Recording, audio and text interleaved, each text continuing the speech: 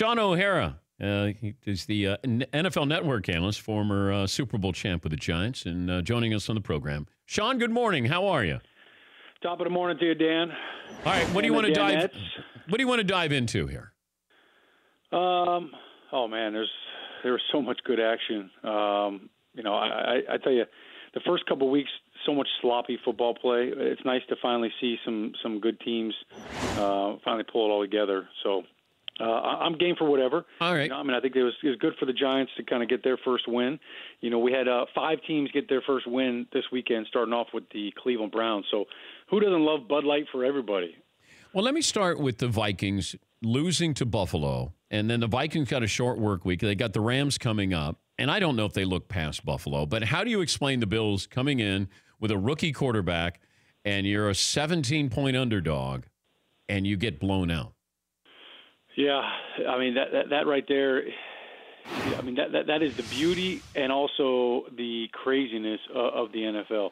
Look, Buffalo, I don't think they had a whole lot of confidence coming into the game, but all of a sudden you make a couple plays, you get a couple turnovers, and all of a sudden now everybody's just got a totally different vibe. I think, Minnesota, that's kind of, for them, you can always chalk up a couple of games in the season as, that was our clunker. And maybe we were, a little lackadaisical in the week and just kind of, didn't watch as much film or, weren't as sharp in practice. So I think a lot of times that's good for a team because they can kind of rebound and bounce back. But you mentioned a short week. So as a player, there's nothing better than having a short week coming off of an awful loss like that because you get to get back right back at it. You don't have to sit around for 7 more days. The Giants getting the win in Houston, but I'm curious what they're able to continue doing. Because I had high hopes for the Giants. I actually, with all that talent, I thought that they could do some damage this year. And they're doing damage to themselves normally. But what did you see yesterday where if you're a Giants fan, you go, you know what, there's a light at the end of the tunnel? Well, I think we saw what the team is capable of when they're not beating themselves. As you just mentioned, like last week, that didn't look like football. That looked like a bunch of guys that had never practiced, that were trying to figure things out in the huddle and drawing things in the dirt.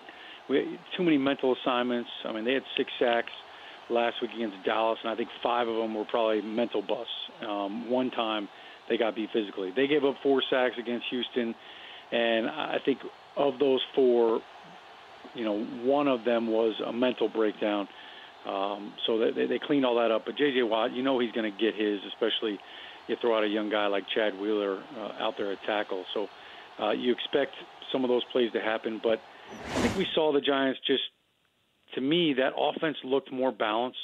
They ran the football a lot more. Against Dallas, 8 of the first 10 plays were pass plays, and I didn't like that, especially when you have an offensive line that's trying to still figure each other out, still building chemistry.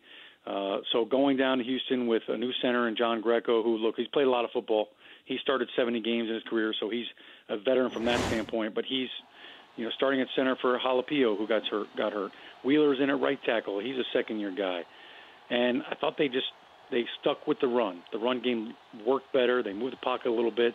And the offense finally had rhythm. So I think that's a good sign for the Giants. I think we have all seen in just a couple of weeks how explosive Saquon Barkley is. And you can't give that kid the ball enough. The first guy is not bringing him down. We all know that. But I think he does a great job of setting up blocks. He's got a great Le'Veon Bell-like patience to him. It certainly helps when you have that burst button. But I think the real big concern to me, Dan, is this defense. We saw them get after Deshaun Watson a little bit. I think part of that's because the Texans' offensive line is struggling. Man, their right tackle, Davenport, he's giving up more pressures than any tackle in the league right now. Deshaun Watson looks like he's struggling with accuracy. So I think for the Giants defense to really step forward, they've done a great job against the run. They need Olivier Vernon to get back so they can get a little bit of a pass rush. How does it not work out for the Rams this year? Well, I think everybody's holding their breath right now for Marcus Peters. Seeing him go down, when you look at this team on paper, they're a shoe-in for the Super Bowl. When you look at the talent, when you look at both sides of the ball, how explosive they can be, really it's the health. If they can get through this first half of the season clean and not sustain any long-term injuries, I don't see any reason why they're not the number one seed in the NFC. Offensively, to think how much more explosive they got this offseason with Brandon Cooks. Obviously, Todd Gurley is doing his thing. But they're just so hard to keep up with. And, you look up, it reminds me of when we used to play the Philadelphia Eagles, and Andy Reid was so good to start out the game. And I remember there were so many times we'd play in the Birds, and you look up, and it's halfway through the first quarter, or just to start the second quarter, and you're down 14-0 already. And when you can do that, like the Rams are doing, that's just, it's a great way to play football. And as an offensive lineman, I think their O-line's playing great. They're doing a great job running the football, and when you get up early, you get to do that. But then defensively, to let those guys just unleash hell on the other opposing quarterback, that's great football, and it's probably fun to watch for all the Rams fans. He's Shaun O'Hara, NFL Network analyst, former Super Bowl champ with the Giants, joining us, Dan Patrick Show. What should Clay Matthews do? Man, I'm frustrated for him. And look, defensive linemen will tell you that, man, that they're always getting held on every play, and they're on the lead council for the itty bitty committee, and so normally I'm not sticking up for them, and I don't vouch for them, but in this case, I don't know what more he's got to do. You watched that play this weekend, the hit on Kirk Cousins last weekend. They're not malicious hits. I think the rule was put in place when we all saw Aaron Rodgers get driven down into his collarbone, and now he's out for the year. Everybody said, okay, we've got to do more to protect the quarterbacks and take those hits out of the game. I don't think anybody argues that. But when you see clean sacks, now that wasn't a quarterback hit. That wasn't a pressure as the quarterback was getting rid of the ball. I think, to me, there's a difference if the quarterback has gotten rid of the football and you hit him and drive him into the ground. I get that being a penalty because the ball's gone. But if it's a sack, if the quarterback has the ball, he's a ball carrier. And I don't know how you take him to the ground and not land on top of him in some way, shape, or form. Now, we can all see if a defensive lineman puts a little extra hot sauce on it, if he's literally trying to land on him or picking him up and slamming him. Clay didn't do that either time. So I think he got screwed. I think the sad thing is that nobody has come out and said, hey, look, we need to call this better.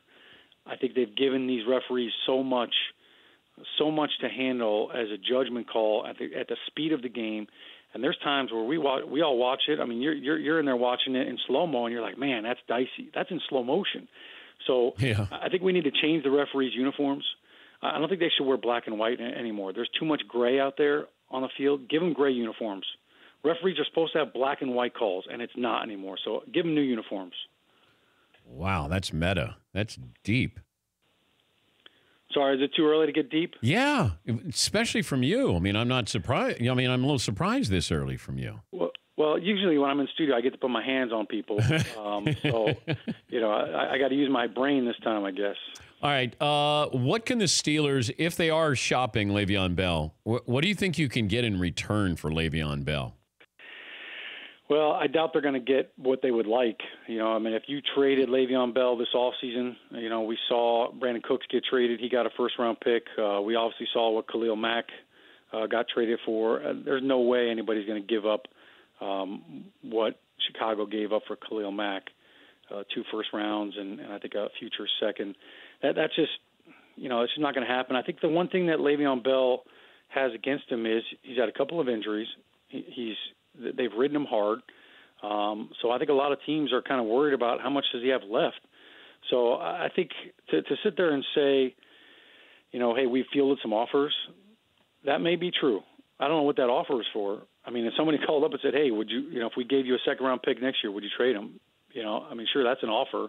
I don't know if that's kind of more the thing I always question is this the team kind of playing, hey, look, we'll let's get the ball rolling on this. We want to create a little bit of a trade value. Let's see where it's out there, and let's see if anybody will bite on it, or if it's a little pressure from Le'Veon Bell's side saying, hey, look, we've got a couple teams that would be interested in trading, and if they're floating all this out there. So I think Le'Veon Bell's a stud. But I think if you're going to trade for him, you also got to realize that he might not be ready to play Yeah. in the first couple of weeks. So how much are you going to get out of him this year? And he's only going to agree to it if you're going to agree to a long-term deal. That would be my guess. When do you start to get concerned if you're a Patriots fan? I don't think Patriots fans are ever really concerned in September. You know, we've seen them, you know, wet the bed before. And I think I remember the Kansas City game a couple years ago. They looked awful. And people were saying, well, this is it. Tom Brady, that's it. He's done. He's aging. And, you know, that might have been the "we're on to Cincinnati" quote. I never – you know, I feel like September is, you know, that's kind of like the dating period, right? You don't, you're just dating somebody. You don't want to worry about labels. You know, are we girlfriend? Are we serious? It's the no judgment phase, and you play football. You don't judge. What are we as a team? Are we a great team? Are we an average team? Just play ball in September, and then let October kind of become. Now the relationship's getting a little more serious, and now let's start talking about a label. But for New England, they're always one of the best at correcting things, and as the season moves along, at getting rid of all the bad football. I think last night was an aberration more than what I would expect to be the norm. I'm glad you got up with us. It's good to talk to you again, Shaun. We'll hopefully get you in studio so you can put your hands on one of the Danettes. Oh, I can't wait. I would love that. Thank you, Dan, I Bill. hope you got some sleep, man. Thank you, Shaun. That's Shaun O'Hara, NFL Network analyst, and won a couple of Super Bowls with the Giants. For more Dan Patrick Show, tune to Audience Channel 239 on DirecTV or download the Dan Patrick Show app.